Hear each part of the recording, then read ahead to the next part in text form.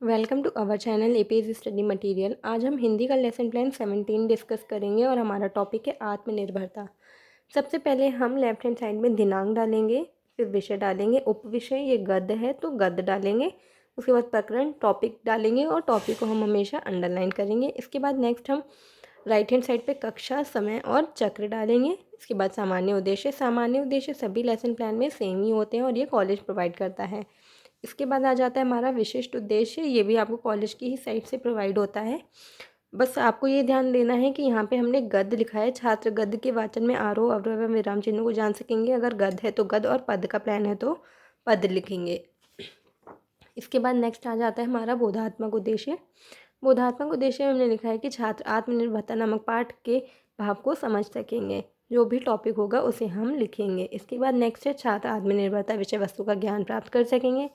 फिर आएगा हमारा भावात्मक उद्देश्य, उसके बाद आएगा कौशलात्मक उद्देश्य, फिर आएगा हमारा सहायक सामग्री। सहायक सामग्री में जो भी चीज़ें हम टीचिंग के टाइम पे यूज़ करते हैं उन्हीं को ही लिखते हैं, जैसे डस्टर, मार्कर, ब्लैक बोर्ड, जो भी चीज़ें यूज़ करते हैं उनको यहाँ लिख देते हैं। इसके बाद आ जाता है नेक्स्ट हमारा इंट्रोडक्टरी क्वेश्चन, प्रस्तावना प्रश्न। मोस्ट इम्पॉर्टेंट है हमारे लेसन प्लान में, तो इसमें हमने यहाँ पे 3 बनाए हैं क्वेश्चन। किसी किसी कॉलेज में 5 या 4 बनवाए जाते हैं, तो उसके अकॉर्डिंग आप बनाएंगे। तो हमने सबसे पहले यहाँ लिखा है कि माता पिता बच्चे को ज्ञान अर्जित करने के लिए कहाँ भेजते हैं, तो बच्चे उत्तर देंगे विद्यालय या स्कूल में। इसके बाद आएगा कि स्कूल में बच्चा क्या प्राप्त करता है, तो बच्चे उत्तर देंगे कि ज्ञान। फिर आएगा ज्ञान से ही कि ज्ञान प्राप्त करने से बच्चा क्या बनेगा, तो ये प्रॉब्लमेटिक क्वेश्चन हो जाएगा, बच्चे इसका सही उत्तर नहीं दे पाएंगे। फिर हम उद्देश्य कथन में लिखेंगे कि आज हम लोग आत्मनिर्भरता नामक पाठ का विस्तार पूर्वक अध्ययन करेंगे जो आचार्य रामचंद्र शुक्ल जी द्वारा रचित है। इसके बाद आ जाएगा नेक्स्ट हमारा प्रस्तुतिकरण। प्रस्तुतिकरण में आप इस तरीके से कॉलम बनाएंगे और सबसे पहले आदर्श वाचन में जहाँ तक आपने लिया है पैराग्राफ वो लिखेंगे।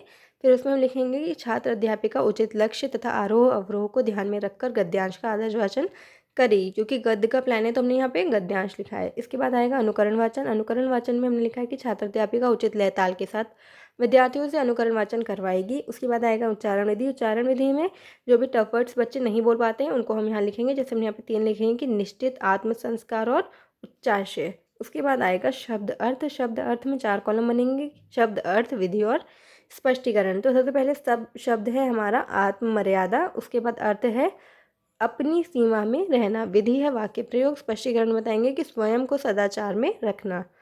दूसरा है बलवाई, अर्थ बताएंगे दंगा करने वाला, विधि वाक्य प्रयोग जो लोग भले व्यक्तियों को सताते हैं। फिर जिज्ञासा, जानने की इच्छा, पर्यायवाची जो हर चीज़ को जानना चाहता हो। इसके बाद आ जाएगा हमारा नेक्स्ट पेज पे इस तरीके से 4 कॉलम हम बनाएंगे, छात्र, अनुक्रिया, शिक्षण बिंदु, सहायक सामग्री और शामपट कार्य। तो सबसे पहले आदर्श वाचन के सामने हम लिखेंगे कि सभी छात्र छात्राएं ध्यानपूर्वक सुनेंगे, और उच्चारण अनुकरण वाचन के सामने लिखेंगे कि शिक्षिका के आदेश अनुसार गद्यांश का अच्छे अनुकरण करेंगे। फिर आ जाएगा उच्चारण विधि के सामने कि छात्र उच्चारण करेंगे, अर्थ बताएंगे एवं ध्यानपूर्वक सुनेंगे। फिर आएगा शिक्षण बिंदु में वाचन विधि और अनुकरण वाचन विधि। सहायक सामग्री में जो भी चीज़ें हम टीचिंग के लिए यूज़ करते हैं उन्हीं को यहाँ पे दिखाते हैं। जो भी हमारा टीचिंग एड होता है उसको हम मिनिएचर के रूप में लगा देते हैं, जैसे हमने यहाँ पे राइटर की पिक्चर लगा रखी है। फिर उसके बाद आ जाएगा हमारा जो भी हमारे टफ वर्ड्स थे उनको हम इस तरीके से यहाँ पे लगाते हैं, जैसे हम लिखा है निश्चित, आत्म संस्कार और उच्चाशय। इसके बाद आ जाएगा हमारा शामपट कार्य। शामपट कार्य में जो भी शब्द अर्थ हमने लिखवाए थे उन्हीं को भी हम यहाँ लिख देते हैं। इसके बाद आएगा हमारा नेक्स्ट बोधात्मक प्रश्न। बोधात्मक प्रश्न जो भी आपने पैरा पढ़ाया है उसी से ही लेकर बनाते हैं, तो जो भी आपके कॉलेज में 4 या 5 बनवाए जाए उसके अकॉर्डिंग आपको बनाना है। हमने यहाँ बनाया है स्वतंत्रता की धात्री कौन है। फिर दूसरा है मनुष्य की रक्षा व पतन किससे होता है। थर्ड है आत्म संस्कार के लिए क्या आवश्यक है। इसके बाद आएगा शामपट सारांश। तो सबसे पहले लेफ्ट हैंड साइड में हम दिनांक, विषय, उपविषय और प्रकरण डालते हैं, टॉपिक को अंडरलाइन करेंगे। राइट में कक्षा, चक्र और अवधि डालेंगे। फिर लेफ्ट में जो भी हमने कोई शब्द अर्थ करवाए थे वो लिखेंगे, और यहाँ पे राइट में जो भी हमारे आंसर होंगे उनको लिखेंगे। जैसे हमने लिखा है नम्रता ही स्वतंत्रता की धात्री है। दूसरा है मनुष्य की रक्षा व पतन उसके कामों में होता है। थर्ड है आत्म संस्कार के लिए थोड़ी बहुत मानसिक स्वतंत्रता परम आवश्यक है।